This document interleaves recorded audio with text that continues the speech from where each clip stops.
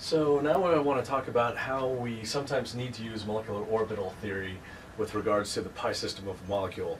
Essentially, what happens when a single resonance contributor doesn't describe the molecule in question well. This is an allyl cation. There's a plus charge here, and this double bond means that we should at least investigate whether there are other Lewis structures that spread this charge out into a useful way. So if I simply take this double bond and move its electron density over to that cation, then I generate another resonance structure which is going to be essentially identical to the one I had before. And said another way, this resonance structure is a 50-50 contributor along with this one, and the actual resonance hybrid, what the molecule really looks like, is going to be somewhere in between, namely where I have 1.5 bonds to each individual carbon, and each individual carbon on the ends is going to have half of a plus charge on it. So this is a half plus over there, this is half a plus on this side as well. Notice that these are the only two major resonance contributors to the molecule, which means that the plus is on either of the ends,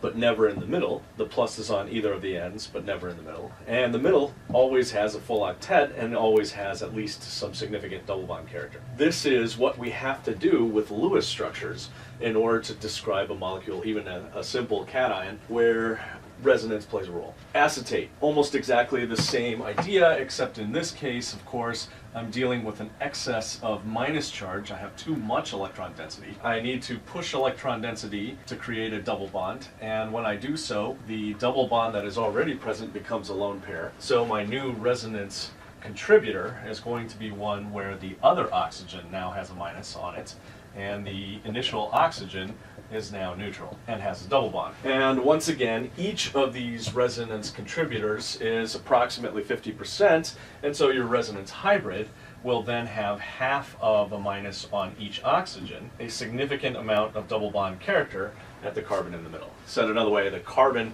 is always happy, the oxygens share being unhappy, and so the actual structure of the molecule probably has half a minus on each oxygen, as opposed to having a minus on one and neutral on the other. So this is the main Lewis structure picture. What both systems have in common here, the allyl cation and the acetate anion, is a sequence of 3 atoms where we're going to be focusing on the pi system.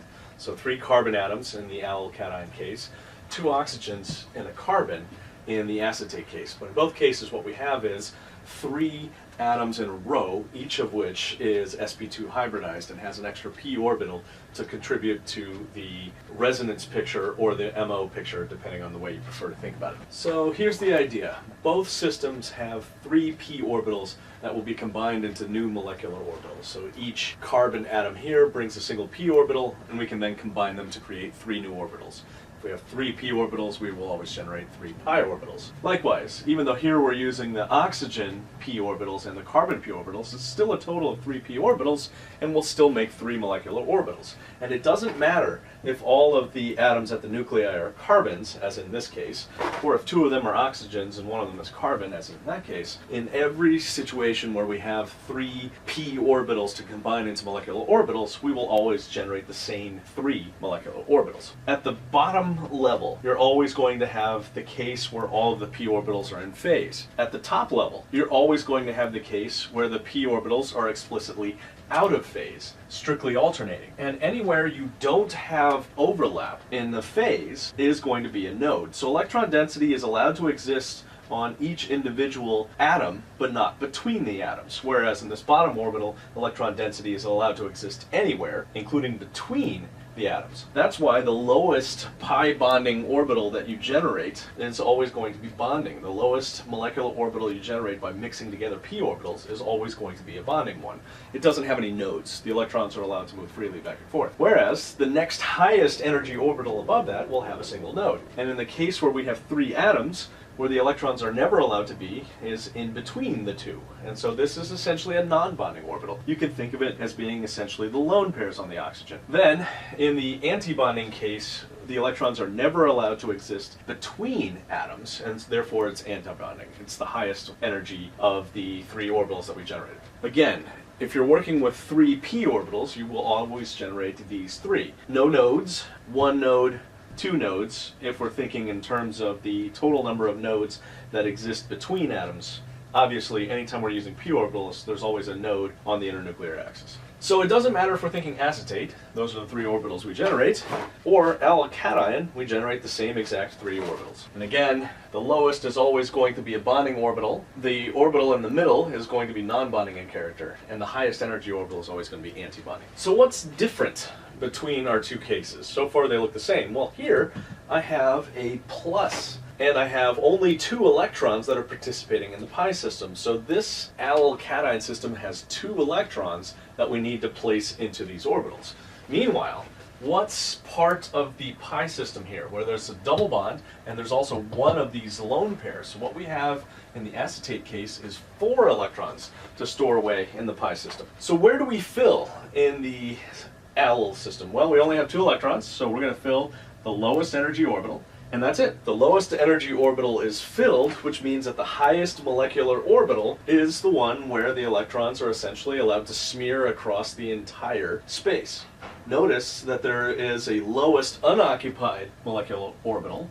And where are the lobes for this orbital? Well, they exist on the carbons on the outside. And since this is empty and it would like some electron density, those carbons on the outside have some plus character to them. The carbon in the middle is satisfied in the Lewis structure picture, and it also doesn't participate in the molecular orbital picture. These two pictures are communicating the same thing. Meanwhile, with the acetate, we now have 4 electrons that we must place into these orbitals, which means that we fill up both the lowest bonding orbital, and we also fill up the non-bonding lone pair case, which means that it is the anti-bonding orbital that is the lowest unoccupied molecular orbital, and it is the non-bonding lone pair orbital that is the highest occupied molecular orbital. And where is the electron density in this highest occupied molecular orbital? Well, it's on either oxygen, but not on the carbon. Again, you've got a minus on one oxygen, a minus on the other oxygen, or if you prefer, in the resonance hybrid, half a minus on each oxygen, but you never have too much electron density on the carbon. These two pictures are congruent, as they should be. So why do we care? Why do we want to do MO theory? Well, the question really comes down to, if you are something that's floating around nearby that might want to interact in some way with this molecule, where does it happen? Now, if you're looking at a Lewis structure picture, you can imagine drawing an attack of this minus charged oxygen on that positively charged hydrogen ion, or you can imagine this oxygen doing the attack. Never will you use the carbon in the middle. That same information is conveyed here with the highest occupied molecular orbital. There's electron density available on this oxygen, there's electron density available on that oxygen. Either one can serve as the nucleophile when attacking the H+.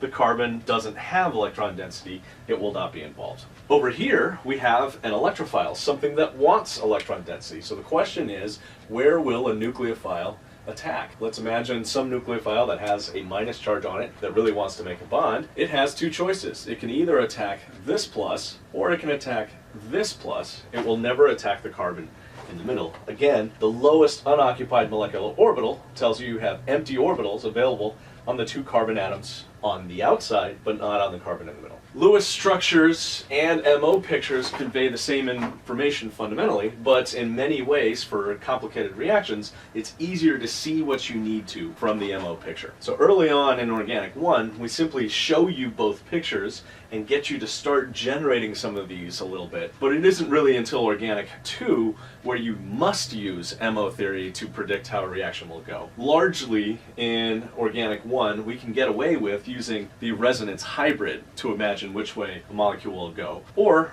we can use each of the resonance contributors, as long as you keep in mind that there are 2 of them, and that will tell you how the molecule reacts. Suppose I asked you to generate the MO picture for butadiene. Then where I'd start is to imagine, okay, how many p orbitals in a row do we have? And the answer is 4. Every single one of these carbon atoms potentially has a p orbital to contribute to the pi system. And these carbon atoms are all linked together. Why do I say they all have p orbitals? Because each one of these carbon atoms is sp2 hybridized. How many electrons do we have in this system? 2 electrons in this double bond, 2 electrons in this double bond, a total of 4 electrons that we need to place. So this will be a 4 orbital, 4 electron system. So if I have to generate 4 orbitals, then I'm going to start by imagining, anyway, that I have 4 molecular orbitals that I need to come up with because I had 4 p orbitals to start with. The lowest energy one is always easy. It's going to be the one where all orbitals are in phase with each other. Likewise, the highest energy orbital is also going to be relatively easy. It's going to be the one where we are strictly alternating. And then the ones in between need to be generated with a little bit more care.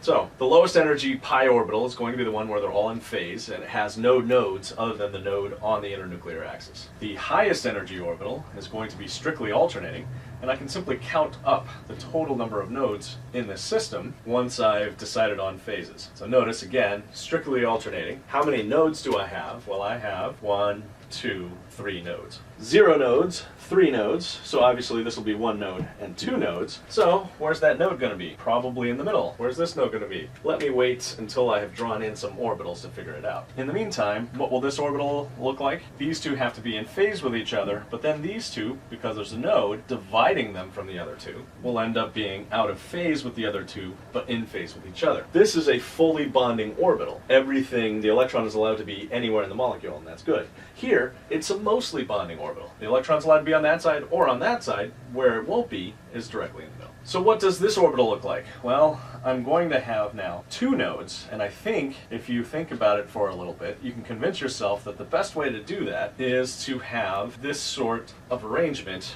where it's partially bonding and partially anti-bonding. There is another way that you need to think about it, and that is that the orbitals are going to alternate between being strictly symmetrical and anti-symmetrical. So this is a symmetrical orbital, anti-symmetrical orbital, symmetrical, anti-symmetrical. That's part of the rules you use to generate this. Not worrying too much about the details beyond that, what we're going to say is, okay, we now have 4 different places to place electrons, so we should fill this up with electrons. How many electrons do we have? 4, which means that we're going to fill up the lowest energy orbital, and then we're going to fill up the next highest energy orbital, and then we're out of electrons. So the lowest orbital is almost always going to be full. That's why you have double bonds. But then somewhere up in here, we're not necessarily going to have electrons to go, and so we won't fill the top anti-bonding orbital, or this one that has more anti-bonding character than bonding. Again, this one's obvious. This one's bonding. The electron can be anywhere it wants. This one also is obvious. This one's strictly anti-bonding. This one has a fair bit of bonding character and some anti-bonding character.